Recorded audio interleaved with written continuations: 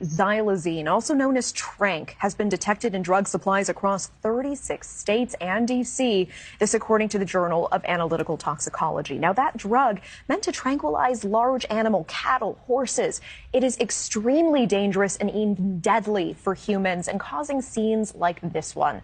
People using the drug seen in a zombie-like state, hunched over, sometimes unable to move, causing their skin to eventually erupt in ulcers, flesh to rot, even leading to amputation.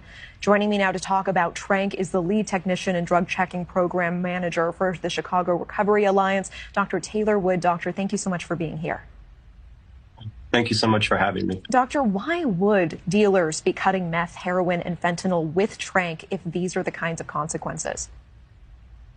Well, the fentanyl is felt, in under 2 hours. They would use tranq to extend that high, that experience. So it in essence allows people to have a little more relief for a little bit longer.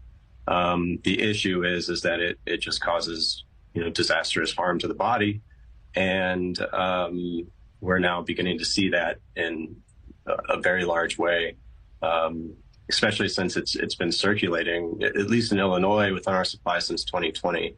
And we don't know if it's recently expanded, in dosage and in prevalence, or if using these new xylazine test strips, if we've been able to just more readily identify it. We're uncertain which one that is, but now we can argue it's about 33%. Doctor, at this point, do we know where it's coming from? Not at this time, although it is fairly peculiar that it is kind of proliferating all of the supplies, like supply chains, at least opioid supply chains throughout the nation, kind of almost at the same time. So I imagine it's not lower to the street level. It's probably a little higher up. Narcan is not effective against it, and tranq itself can be addictive and difficult to detox from. Is that right? That is absolutely correct. The withdrawal from, a physical dependence to xylazine, it causes extreme anxiety, and just overall kind of panic and physical unease. And the people who have that physical dependence mostly have it because they're unaware of xylazine in the dope supply up until this point.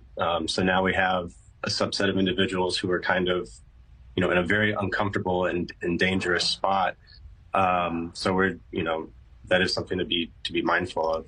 I saw this question posted by viewers when we covered this last weekend on Prime several times, so I wanted to bring it to you. If it is this bad, if it causes skin and flesh to rot like this, causing people to appear like zombies, isn't this enough to deter addicts? Why are addicts continuing to do this? Well, first, I think we got to be careful with the language we use. Addict carries a lot of weight. If we look at the numbers, in terms of overdoses, the number one killer is that of using alone, someone who uses alone. And why would somebody use alone? It's because of stigma. It's because of shame. They don't want to share with their friends and family the fact that they're using an opioid or they're using dope.